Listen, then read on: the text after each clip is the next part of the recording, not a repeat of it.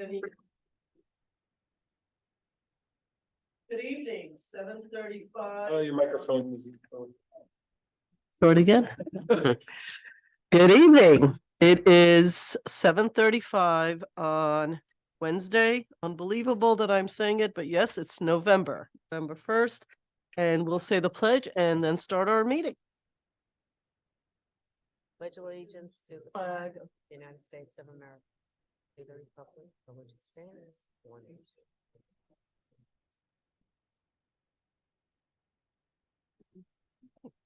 Trustee White, Present. Trustee Casada, Present. and Mayor Levin.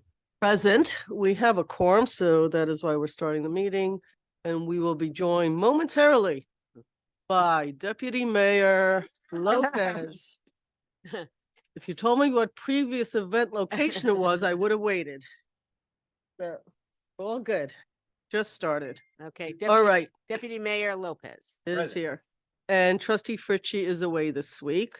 Will be rejoining us next week. Okay, lots of exciting things happening. I'm gonna simply start with let's see if I want to do this now. Yeah, let's go with anybody have announcements? I'm gonna go to my left. Nope. To my right. Yeah, I have something. Let's hear it.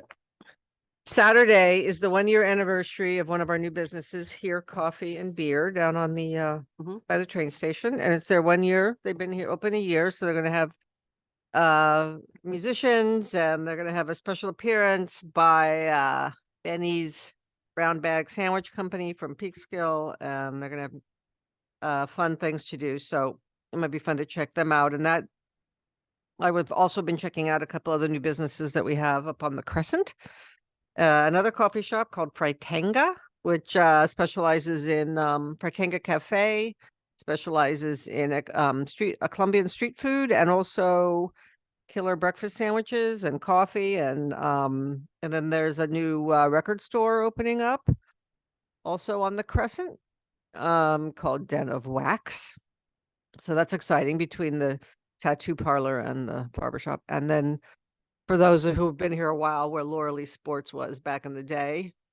And then of course, these join Richie's Kitchen as another new business up on the Crescent. So that's the upper part of Main Street there. So lots of fun, exciting new business stuff going on. Yay. Good. Thank you. Just repeat again for Here Coffee. What's the date and time? Saturday. I don't know the date. No, okay. Saturday, November what time? 4th, this Saturday, from around noon into the evening, I So think. basically farmer's market to get your stuff, get Mhm. some coffee, after that. Yeah, Like it. Okay. why not? You don't. Okay. I'm just going to say that we had a really lively, and I don't want to use the word fun, but I'm going to use it anyway. Fun press conference today. Senator Pete Harckham came to Ossining with Bill Balter and his company who's doing the development work, basically to talk about the new legislation that he brought forth and which was signed off by the governor for going deeper, more than like 500 feet down in the wells, for the geothermal heating, which is much more economical, much better for the environment, and much more efficient use of heating and cooling.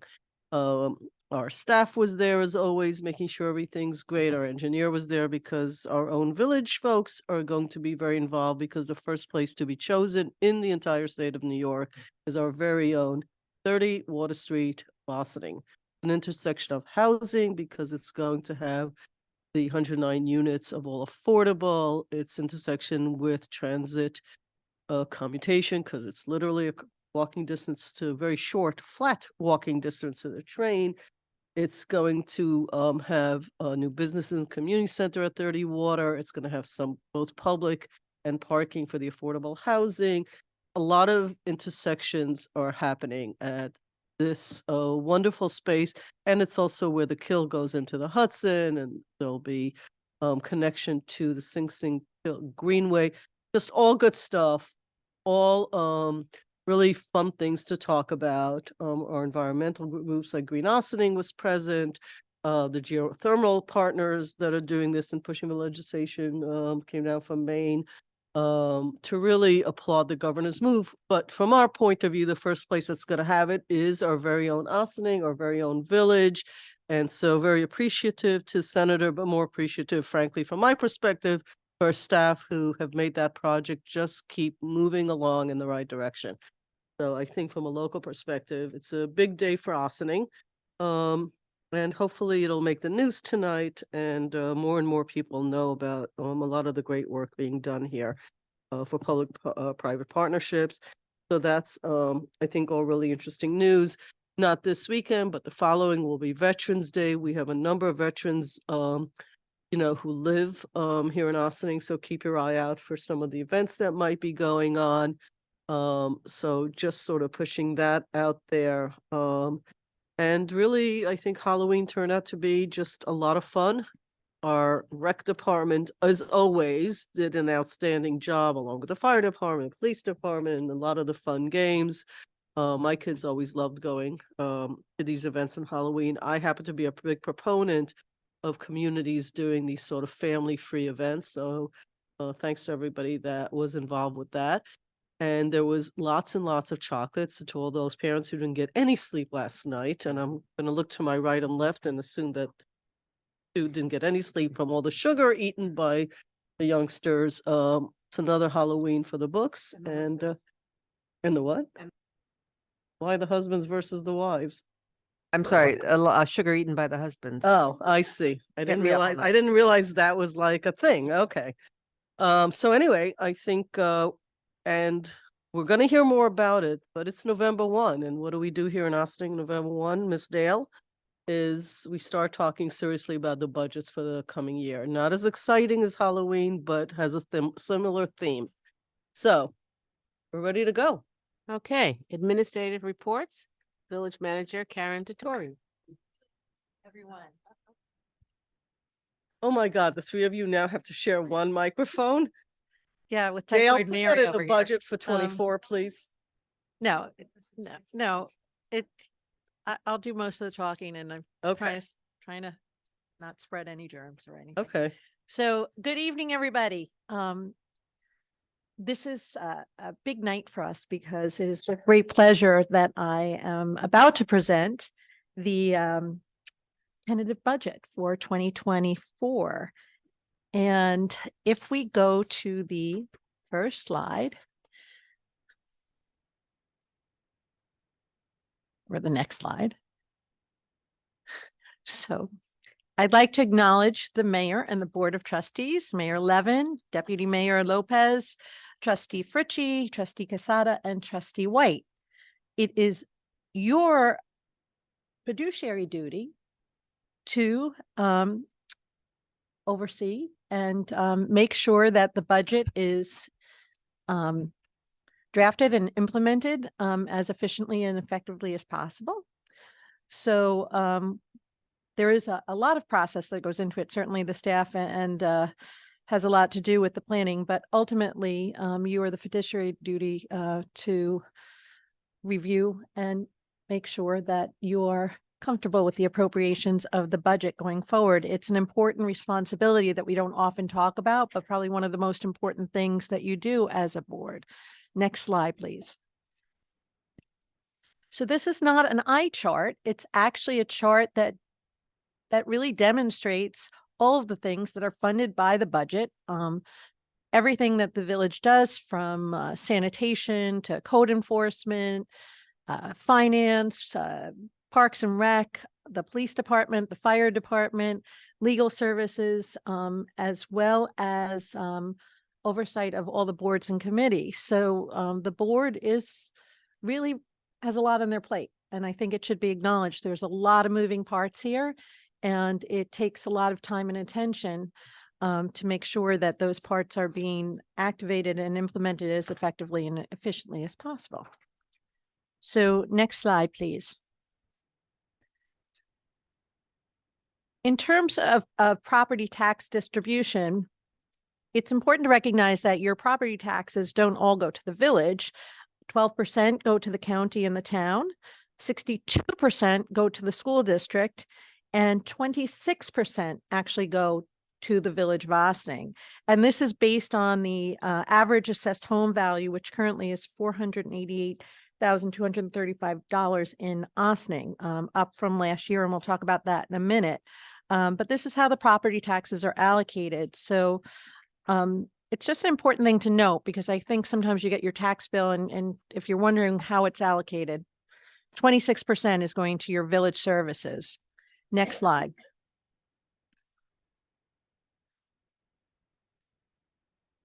The budget is comprised of 5 different components. And the first and the component that we talk about most often is the general fund, which funds about 90% of the things that the village does. It's the majority of services provided to our residents, and it is the only fund that we levy taxes to fund. The other funds, the water fund and the sewer fund, are paid by ratepayers based on usage. And Section 8 program, the housing voucher program, is funded out of a federal program dollars for the housing voucher program, with a small amount of funding from us through the through fund balance in the general fund. The debt service fund is really more of an accounting element, but it's used to be able to track our borrows and make those allocations. And Dale can explain it much more comprehensively than I can if anyone has questions, because there's a little bit of a redundancy there. But that said, the general fund is the fund that people most concerned about, because that's where your taxes go. Basically, this is a rollover budget, which means that we haven't made any dramatic changes on any line item, but the increases are largely due to contractual obligations as well as employee benefits, personnel. So those things do go up every year, but we're keeping the rest of the costs in line. And I think it's important to note that, because that'll become more important as we talk about the tax rate and the tax cap.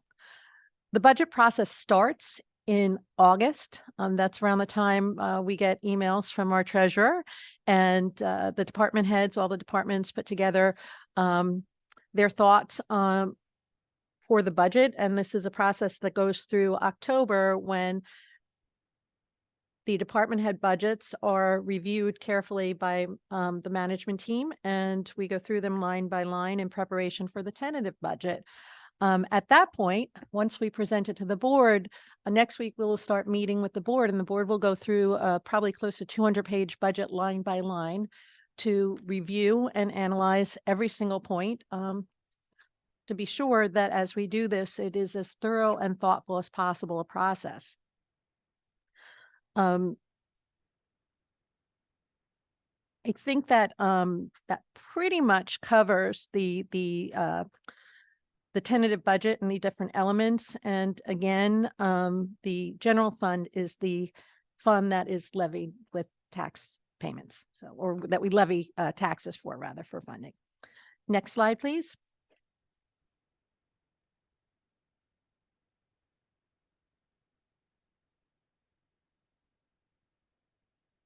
So for total appropriations, the amount of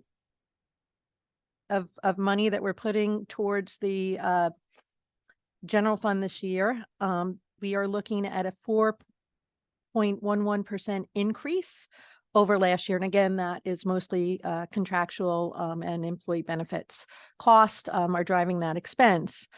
However, even though the budget increases by, the appropriations increased by 4.11%, the total rate by taxes only increases 2.65%. And that's because for the total budget, probably it's about almost 60% of the budget is funded through taxes.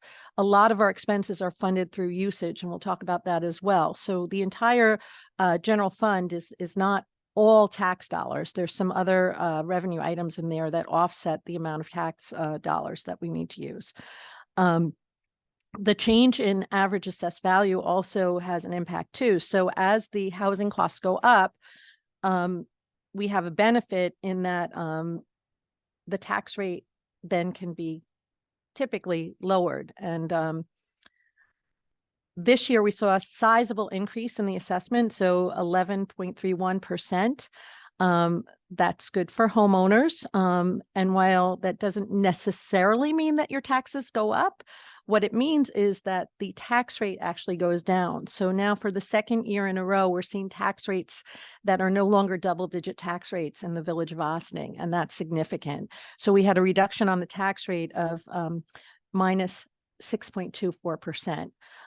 That does have an impact, and it helps diversify our portfolio so that we can keep the burden of taxes is mitigated in that regard. So I think it's important to note that as well.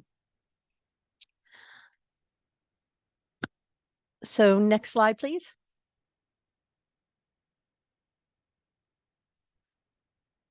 So the tax cap. New York State has legislation that a municipality is entitled to raise the levy by 2% or the rate of inflation, whichever is less. And this year it will be the 2% tax cap applies, and the total that we can levy, the total increase that we can levy would be $493,380. So on the last page, you saw that we said there was a 2.65 increase. Now, how can that be if you can only do a 2% increase? Well, there are some numbers that factor into the total tax cap. So we do have carryover from last year of a little over $46,000. There's a growth factor that's designated by a calculation made by the state, a little over 19,000. There's a net difference of pilots from one year to another, as well as exclusions for retirement benefits for all staff. So with that, we're able to, the tax cap amount is a little bit higher. So it's actually 2.8144%, or a little over $692,000. However, this year our budget was under the tax cap by $40,138. So while we're taking advantage of the tax cap, we are presenting a budget that is actually under the tax cap. Next slide, please. Sorry, Karen, what was the percent less for the tax cap? What was the percentage? The percentage on You said it's less than 2%. So what was the percentage again? I'm sorry. I just have the dollar figure. It's I have the 40. So it was we were the tax cap is 2.8144, and we only are using 2.65, so the difference is 0.2%. Okay, So thank I'm you. not doing the math in my head, but Yeah, that's fine. yeah. So next slide. Okay, where your tax money goes. So your village tax goes to fund pretty much everything here in the village, from police to sanitation, our parks and rec. Everything's incorporated in our village taxes.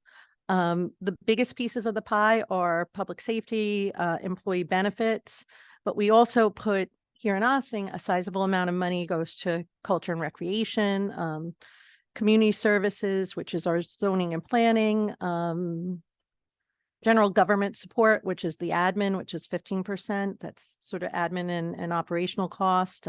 Transportation would be your snow removal, primarily, as well as a few other things that have to do with the maintenance of our road.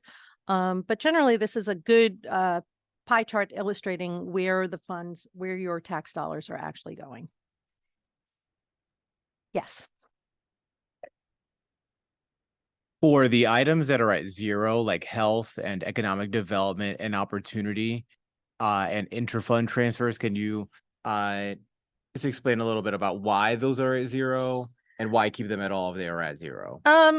They're very small numbers, so they're not exactly zero, and we have them in there because it just shows a complete picture of every possible funding out, all the where dollars are appropriated. But interfund transfer is really more of an accounting function to track funds going between different funds. And maybe Dale, you're probably the best to provide this in detail. Good evening. So that's correct, Manager DeSori. And interfund transfers, in the current 2024 tentative budget, there is a $20,000 transfer from debt service over to general fund, using some of our closed capital project money towards our current year debt. And then the general fund also does share a portion of funds to the Section 8 fund to balance the budget. And that amount was around $60,000 for 2024. So those two amounts add up to the interfund transfer amount, but they're not going to show because we're not doing a 0.00 amount in our percentages. It's not a whole percent. Thank you. Welcome. And similarly with economic development and health, they're just things that we just haven't allocated a significant amount of funding towards. Next slide, please.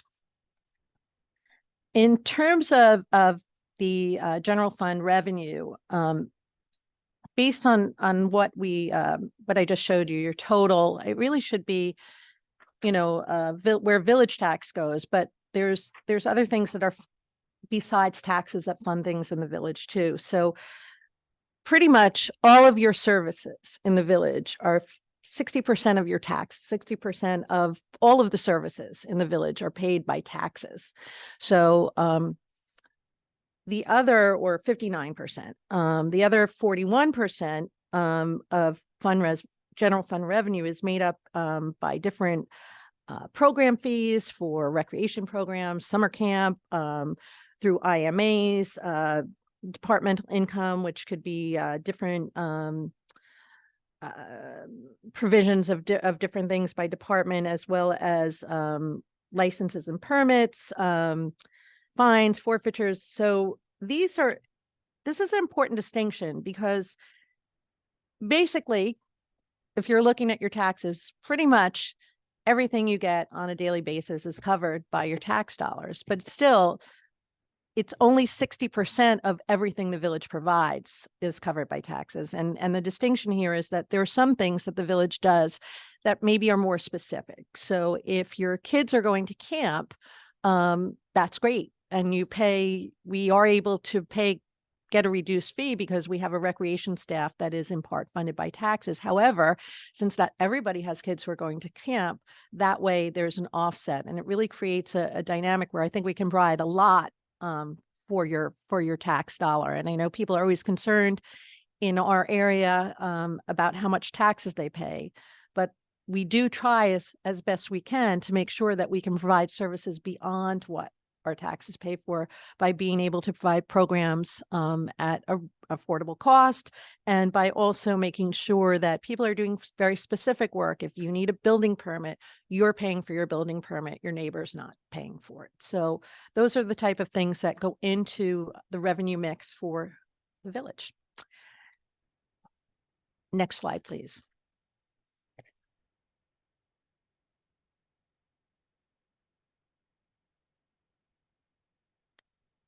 So with those revenues are appropriated, again, primarily it's staffing, employee benefits, contractual agreements, as well as a small amount, relatively small proportion for equipment and capital outlay, and debt service and interfund transfers. But typically, the general fund is funding the manpower to effectuate all the things that need to be done here in the village. Next slide, please.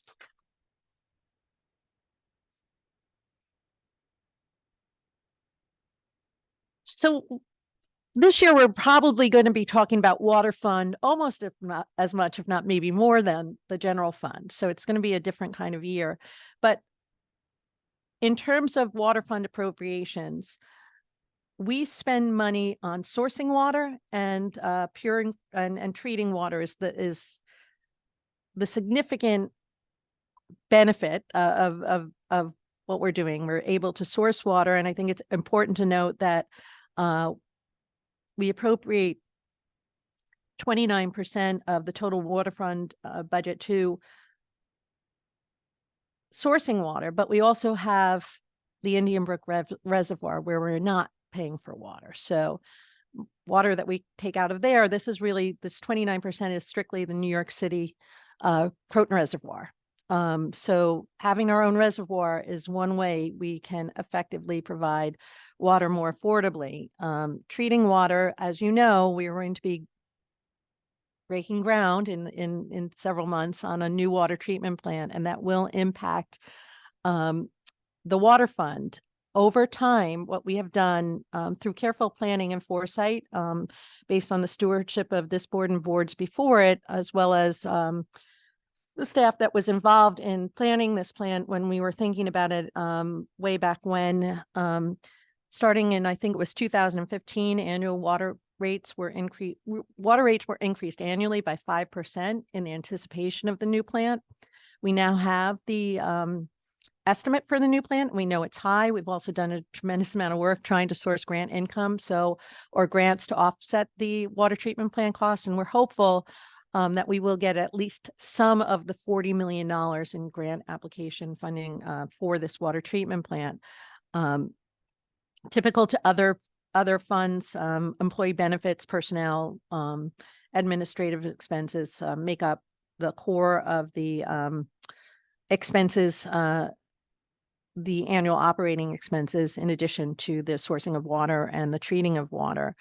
It is our hope, again, that we do source enough grant funding so that we can mitigate the impact of any increase in rates for the new plant. However, we are working on several different scenarios that we will be talking to the board about later in the year, or probably early next year, once we know what grant funding we have, so that we can look at ways to make sure that the impact of any rate increases are mitigated over time. So that's really important. So the same way, if you in your house, you're going to need a new roof, you start storing money away so you're not hit with that big bill all of a sudden. We've been doing that for the water treatment plant all along.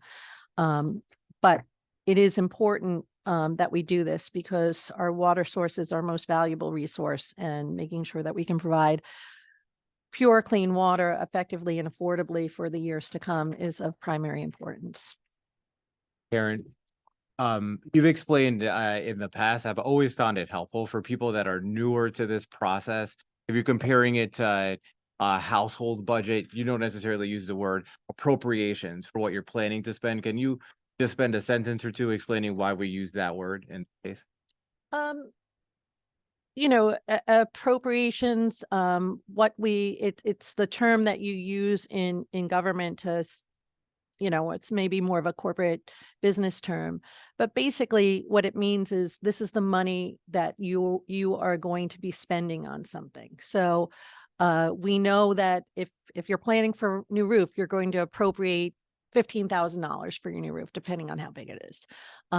You're going to have to save for that. You're going to have to make sure that your income, your revenue, is somehow saved. So you're putting it aside in your roof fund to then pay for your roof. So that's basically what we're talking about here. Thank you.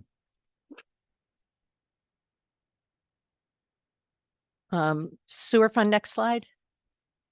So sewer fund, this is a much smaller fund, but similarly, it's funded through ratepayers, and it operates the same way as the water fund, but again, sizably smaller fund in comparison. You have a little over $12 million fund for the water fund, and sewer fund is $1.8 million. Next slide, please. So we're fortunate in Austin to have a housing voucher program, also known as the Section 8 program. This is a federal funded program, and the funding comes through housing and urban development at the federal level. We get revenue from the federal government. That revenue is then paid to landlords, or appropriated for landlord rents. And those rents come in the form of vouchers that people who qualify can then take that voucher and use that voucher as rent. It is a way for people to access housing in a competitive market where even if they're working jobs that are incredibly important. They might not have enough money to pay for housing in an area like this, which is typically very expensive to live in. So it's a great program. There's a lot of other support services that are involved in that program, and having it Ossining is a real benefit to many people who live there. Again, this is largely paid through federal funds, but we do also put some of our fund balance towards this fund every year to make sure that we can make the program whole and run it effectively. Next slide, please. So that takes us through the tentative budget. Are there any questions? A lot more to come from you next week. When we go line by line, it's easier. Yeah. The only question that I have, this is all always helpful, is when it comes to, it's a smaller fund, but the sewer fund, I know that we've been for a long time talking about this new water treatment facility and so forth. What kind of long-term infrastructure needs might our I think that we're pretty well set from my understanding with, I can refer back to Andy Teese for that, but I don't anticipate, and I don't think there's anything in the capital budget tied to sewer that's any major expense pending. Dale, am I correct? That's correct. That's not within the next, at least. I'll take a quick look, but.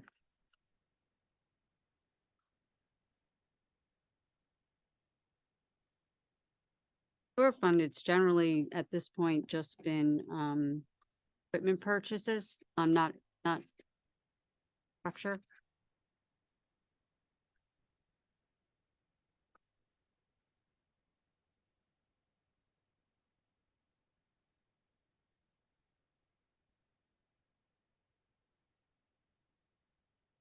Currently, there are no large projects capital plan. This we did through 2020. Speak further with Andy at our budget He meeting. can tell us if there's anything really big planned for 2029, but usually he gives us a heads up. That's helpful, because if people don't think about water, they definitely don't think about the sewers until it goes wrong, and then they're lining up down the block saying. So it's helpful to know. I think we're good. Good. I think we're good. So, in terms of major projects, so obviously our budget allows us to do many, many things in the village, our day-to-day operations, as well as in 2023, we were able to start and nearly complete several major initiatives that we were charged to do when the board met at the end of 2022 to plan for the 2023 budget. So we have finally gotten our online access for building and planning actions. So that was something we thought we would do a long time ago, and it took a lot longer, but we have finally completed that. So I just mentioned, after many years of planning, the Indian Brook Water Treatment Facility will begin construction in 2024. The Joseph G. Caputo Community Center, we are working on the pool as we present this, and we will start. We have our DRI contracts from the state, and we will start with design work for the pool, and probably I anticipate we'll maybe able to get it started before the spring. We'll be issuing RFPs for that shortly, and then once the design work is done, we'll be able to get the construction underway. Similarly, for the multimodal site, we're just doing interviews this week for multimodal engineering design firms. And again, that's a DRI project that should, construction would probably start end of, 2024 sometime. Main Street and Spring Stream lot redevelopment. We have a mixed use project that we'll be working on. We have a couple of steps to do before that gets breaking ground, but we'll be taking care of those in 2024 in terms of doing the land use acquisition agreement and negotiating the pilot for that project. Route 9 road diet, we are finalizing the contract with our design engineer for that. 30 Water Street development, as the mayor said, we were down there today, and we're looking to break ground by June 2024.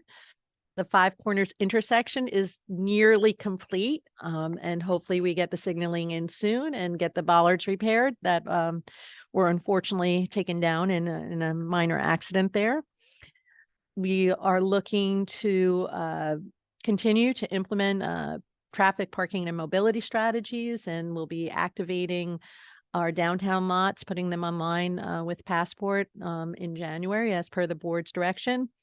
The 16 Croton elevator, also thought that would be done more quickly than it was, but it is now done. And boardroom renovations. We'll be back in the boardroom next week, thanks to the hard work of our staff and Jamie Hoffman and our AV IT team, who have been rewiring for several weeks now to get us all up and running. Firehouse consolidation, our study is complete. We're looking for different sites to potentially put a new firehouse, and zoning code changes, definitions, and housekeeping. We are pending adoption of some of those changes, and we are continuing to improve language access policies and procedures whenever we do anything. Next slide, please. Some of the highlights and accomplishments of that we were able to get done during 2023 beyond our projects, but other things that were done too. We've continued our 3-year cycle of professional services requests for proposals. And this year we're going to do a third-party administrator, labor council, and our third-party administrator for workers' comp. And also our insurance broker. We negotiated a new intermunicipal agreement with the town of Ossining that hadn't been really negotiated in many, many years. And that's for the provision of water and the construction of the new Indian Brook water treatment plant. And it was also an important element to qualify us for the intermunicipal grant, which, fingers crossed, is a $30 million grant for that could be applied to the construction of the plant. In total, we applied for $45 million in grants for the water treatment plant. And we created and implemented a village town-wide IT policy, as well as a cybersecurity program, including system upgrades and training focused on minimizing risk of cybersecurity threats. Next slide, please. A lot of our work centered around planning and community and economic development. We continue to try as best we can to engage the community and make sure they're aware of everything that we're doing. And this year we launched Transformational Thursdays, a public outreach series that included webinars, walking tours, time spent with boards and talking to people at Market Square. And we're continuing to do that. Our story map lives and is updated quarterly on our website. We've moved to a new parking ticket administration and enforcement vendor, FBS, and that's going well. We had a meeting with them last week, and we're moving forward with confidence in that with this new provider. We've expanded our recreation programming and events for seniors, adults, family, and children of all ages, but really so many things going on every weekend. Last night, if you weren't there, you missed it. Trunk or treat was a hop in place, and so many kids, so many costumes, so much fun. We also had record-breaking camp enrollment for the summer of 2023. And our youth bureau currently has 5 programs operating and has served or will be serving approximately 450 young people in 2023, which is really quite an achievement. We also issued a new request for proposal for amenities, ideally ice cream vendor for the Gordian Park kiosk. And we'll be getting those responses within the next week or so. Next slide, please. We continue to strive to be green, the greenest community in the county, in the state, in the country, but we are trying. So for 3rd year in a row, we were named a Tree City. We have our Ecogy solar array lease agreement at the Operations Center garage, and there's a picture of it right there. We also are working with DSD, another company, on a solar canopy, also a lease agreement at the Ossining train station, and they'll be breaking ground for that in March of 2024. We've secured grant funding for municipal solar arrays at the police facility where we are right now. And I just want to say we have a grant for community center solar array pending. So I just want to not secured that yet. We've converted 3 gas-powered fleet vehicles to gas-powered hybrids, and we completed the climate adaptive study greenhouse gas inventory project, which has been an enormous effort working with the Westchester County Consortium. And I want to thank Maddie Zahach for her leadership and stewardship on many of these green initiatives. And we are finalizing a 3-year work plan. We are in the process of finalizing a 3-year work plan for Project Mover. And we do have an operator SMI in place for that for e-bikes. So next slide, please. All right, 2024 major projects that we're proposing. And I know we'll have ample discussion of this next week with the board, and I'm sure the board will have their thoughts, and we'll be adding to this list and modifying it as we go forward. But right now, from an administrative perspective, we're looking to optimize our website and coordinate village services with police and recreation elements of that live online. We would really like to resume our local government academy, which is bringing government to people and talking about it in more plain terms, using things like savings and funding as opposed to appropriations and other things that we tend to make more complicated than they need to be. And we're looking especially to work with mini modules so that we can help property owners with the building department, with different needs that they may have on different aspects of managing their property, making improvements to their homes and so forth. We'll also be looking at LOSAP, which is a length of service benefits program for emergency service workers, firemen, fire people. So we're looking to do some research on that to see how we can provide benefits for our volunteer first responders. And that's an important consideration for us. We'll be doing, that's going to take some time and effort, but I think well worth it. In terms of staffing and budget objectives and projects, our personnel director, Marissa Rockison, is working very hard to fill all necessary full-time vacancies across all departments, including the police department, working with the chief, the captain, and the lieutenants, continuing to maximize department efficiencies, foster greater interdepartmental collaboration as more and more of our projects touch on many different departments and necessitate a collaborative approach to project management. We're focusing somewhat on staff training, including onboarding, better onboarding, customer service training, dealing with difficult people and de-escalation strategies. And we're working with the police department and some of our departments on some of that. So there's a really nice interplay of strategies, particularly when we're dealing with situations that could escalate because for various reasons.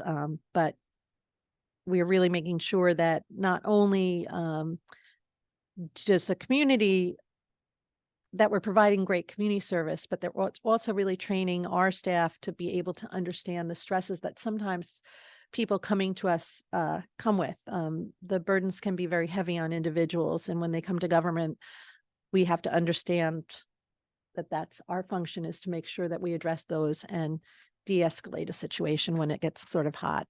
We're also working on cybersecurity training to make sure that we are not victimized by a cyber attack. We're continuing to work with personnel department to find savings through attrition. We will be negotiating both the CSEA and PBA contracts in 2024. We will be evaluating our healthcare policies and benefits packages, and we will continue to pursue grant funding specific to projects that we're currently working on that can offset some of the expenses that we have in operations capital and planning.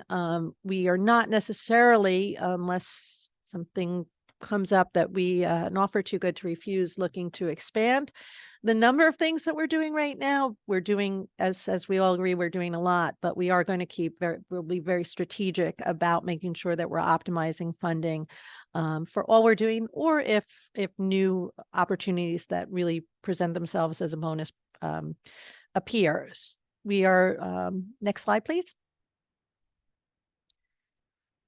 In terms of planning, community and economic development, we will continue with public engagement specific to our DRI and other projects that we're doing throughout the village.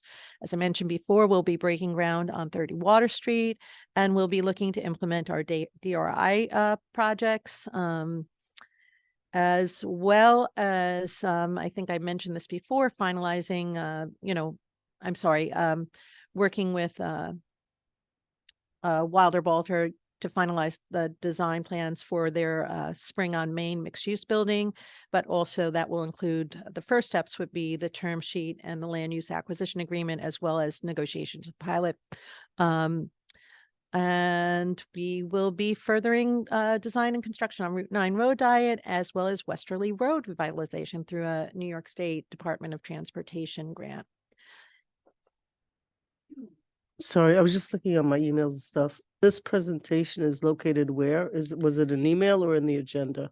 I can't find it. So I looked in the agenda. I could get on. Is in the agenda. I just in a link. It looks a little bit different. I think it's Yeah. maybe the iPhone. But it definitely looked. That was going to be my question when you were done. Actually. Okay. So, Well, I was just looking for it again. Maybe it's because I'm on iPhone. not it a- was, it's in the Okay. agenda, right? Yes. it is. No, it is. It just looks different. Okay. So I'll share that with you after, because it looks different from an iPhone. I'm Okay. sure in a computer it looks different. In the iPhone, it gets kind of squunched out. Yeah, yeah. No, Okay. I'll Yeah, share okay. that with you. But yes. It All right. doesn't matter. I could look at it's fine as long as And it's there. it'll be posted out on the website and everything. So we'll, Mhm. but, That's fine. and the next slide, please. And for all information regarding the budget, this presentation, along with the budget, will be on the website. Comments can be submitted to bot@villageofaustin.org. Or you can send them in writing to 16 Croton Avenue. All the information will be there, including the dates of the board meeting discussions on the budget. And there is a lot of information. It is all on the website. You can also contact me directly at kdatori@villageofaustin.org or at 914-941-3554. Thank you. You.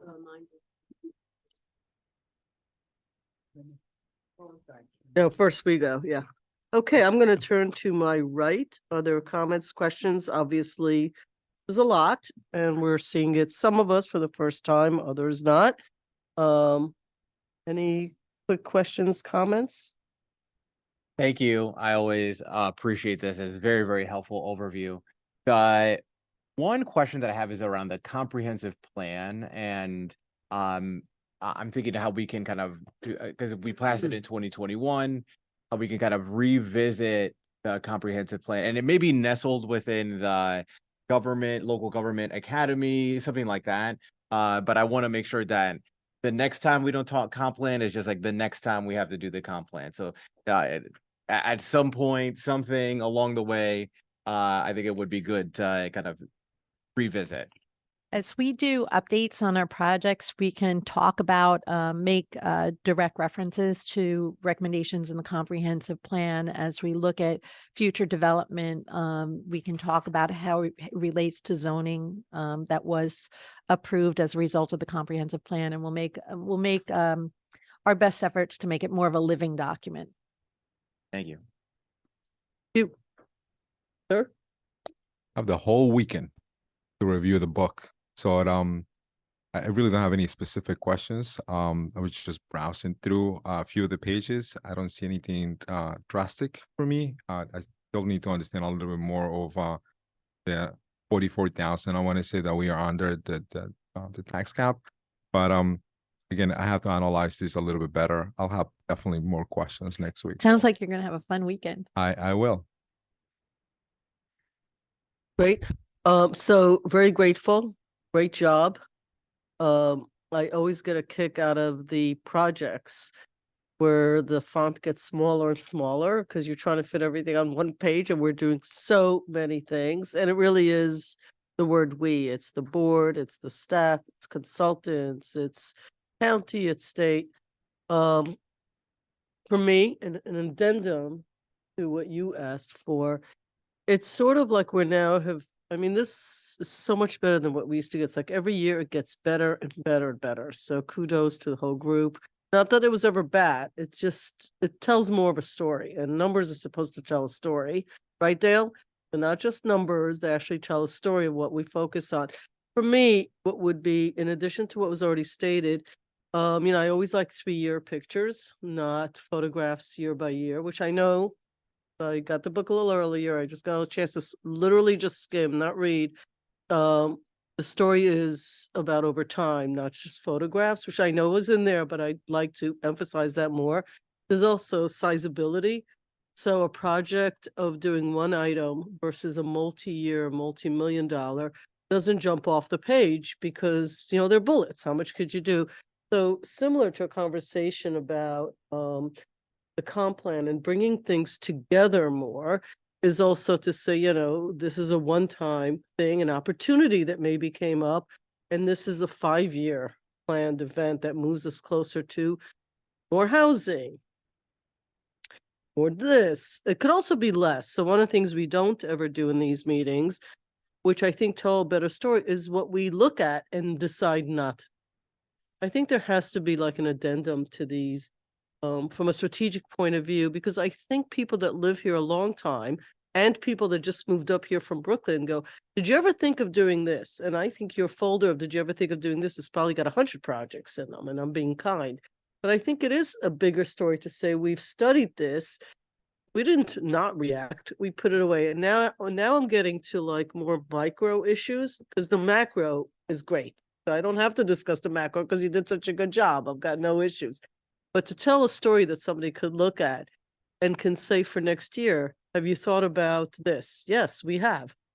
And it was a no. And I think that actually tells a fuller stories. And it actually tells people that we look at things in a deep way, and then we act on things that we think make sense. It starts being more of a strategic rather than just the numbers for that year. And I have to say that when new trustees start, which isn't really the case this year for us, it's the biggest challenge is seeing the range of the picture, not just a photograph when they start in January. So you're doing such a great job that I'm just asking for more. So, Thank you, Mayor. just putting it out there. The other piece that I really did want to mention, and I thank you for saying that, it is not just the elected officials, it's these 5 specific elected officials every year for the village that have the responsibility of understanding the budget, pushing back, asking questions, and then signing off on it. But it's also the responsibility of every person who can vote to go out and vote, because the people that sit in these chairs are the ones that determine projects for this year and for the next 10, 20, and 30 years. So I encourage you as we go into voting season now, this is why it's important to get people you want elected. So I would encourage that as well, because you see the importance. It drives all the projects we work on. So I appreciate that. This is really great. This, I don't know how you're going to be you better next year, but this is really great. Really appreciate. I know this takes a lot of work. Much appreciated. And looking forward to a week of meetings. Our meetings, as you said, will be for anybody that's following us, and we'll look at this video at some point. It's 1 week. It starts on Tuesday, Wednesday, Thursday, possibly Friday if we need it.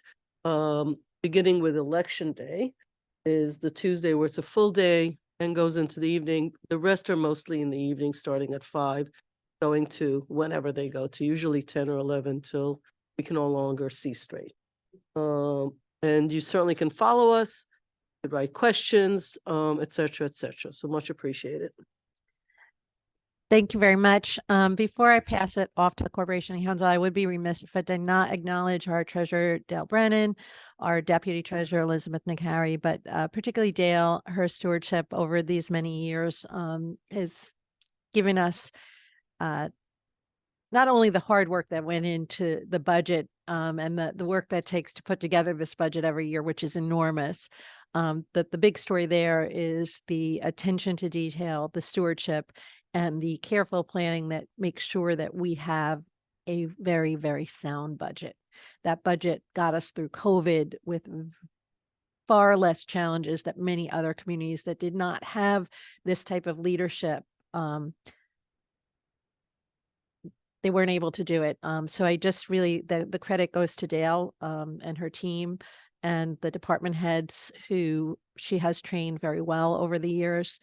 But we owe a debt of gratitude for the work that she's done that provides the financial solvency of the village. Thank you, Dale. All right. No, don't applaud. We haven't finished the week. More applause. We gotta finish that week. I gotta the milestones. You can't just do it at the end, you know, it takes work to get here. Celebrate the small things. Well, she keeps our bond rating where it's supposed to be. Great job. Okay, Well, after now that, Sue, after that, I will do this. you're on. I- Corporation Council, good luck. Say, getting those kind of applause from Well, everybody.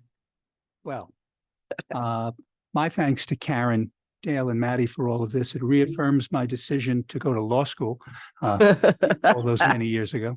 A couple of just small items. First of all, your clocks go back an hour on Saturday night or Sunday Yep. morning at 2 a.m. So please remember that. Just a helpful announcement from your Corporation Council. Also, a change in the law that actually goes into effect on July 1st, which impacts folks who are filing papers in court. You will no longer need to have them notarized. Effective January 1, the governor has signed legislation which basically will allow anyone who has to file papers in court to simply affirm that they know that to the truth of what they are saying. They don't have, this was done primarily because during COVID in particular, it was very difficult for folks to find notaries. So, and the state did for a period of time, and Sue was aware of this, have basically remote notarization. They don't have that any longer.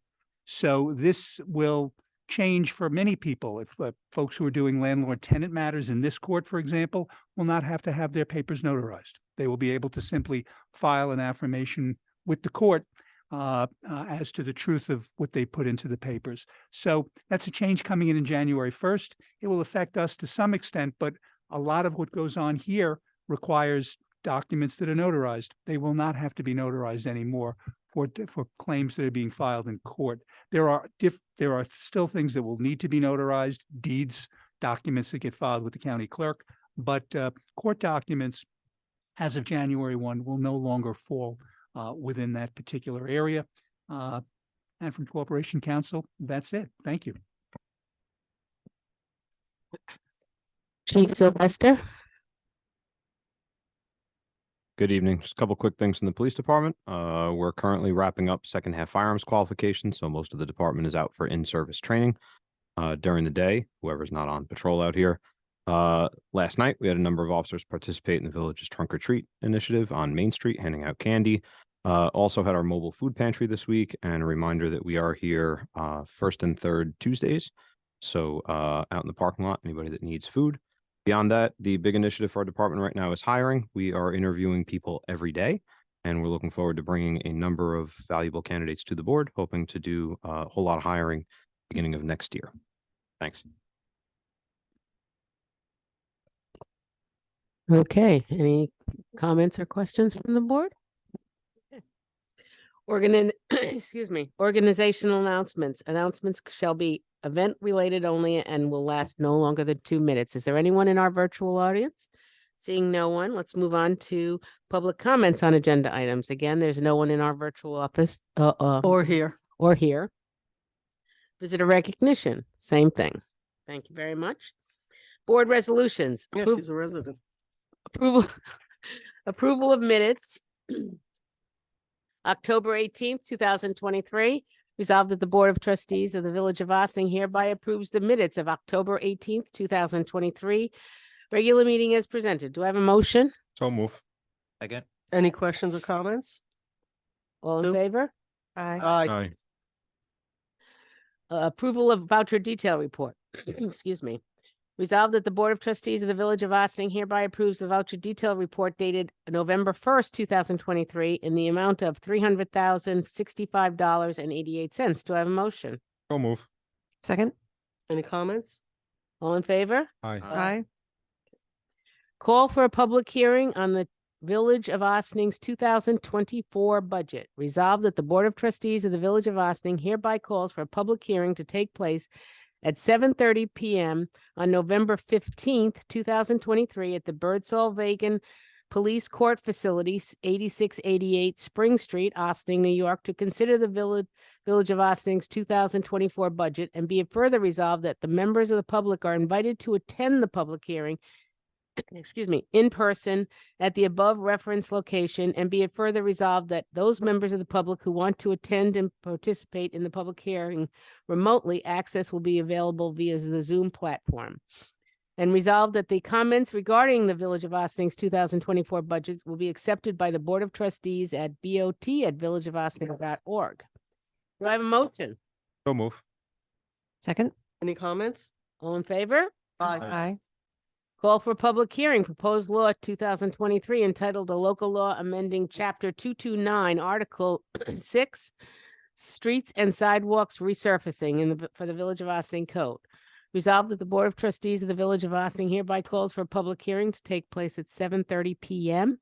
on November 15th, 2023 at the Birdsall Vagan Police Court Facility, 8688 Spring Street, Austin, New York, to consider proposed local law 2023 entitled A Local Law Amending Chapter 229, Article 6, Streets and Sidewalks Resurfacing for the Village of Austin Code, and be it further resolved that the proposed local law amends Chapter 229 by adding a new section entitled Restoration of Village Roads by Permittees. And be it further resolved that the members of the public are invited to attend the public hearing in person at the above referenced location. And be it further resolved that the members of the public requiring a reasonable accommodation to participate in the public hearing due to the person's disability shall notify Corporation Counsel no longer than 7 days before the public hearing at kahan@villageofaustin.org to afford the village sufficient time to provide reasonable accommodations. And be it further resolved that the members of the public who want to attend or participate in the public hearing remotely will be available on a Zoom platform. And be it further resolved that the comments regarding the proposed local law will be accepted by the Board of Trustees at bot@villageofaustin.org. Do I have a motion? So move. Second. Any comments? All those in favor? Aye. Aye. Authorizing the village manager to decide an Omni Underwriting Managers DBA Future Comp to provide claims management and adjustment services as a third-party administrator. Resolved the following the review by the Corporation Council, the village manager is authorized to sign an agreement with Omni Underwriting Managers DBA Future Comp to provide claims management and adjustment services for third-party administrator commencing on January 1st, 2024. And be it further resolved that the terms of the agreement are contained in the proposal submitted by Future Comp in response to the village request for proposals. Do I have a motion? So move. Second. Any comments? All in favor? Aye. Aye. Continuing business of the board? New business of the board. Bless you. Do I have a motion to adjourn into executive session for personnel? So move. Second. All in favor? Aye. Aye. Excellent. Okay, ladies and gentlemen, we have concluded this meeting, 8:40. We will resume. Next week is actually not public meetings. They're the budget. We started all the budget meetings. So not these kind of meetings, but actually we're going to go right into budget meetings. For those of you that want to join, we welcome that. Have a good evening.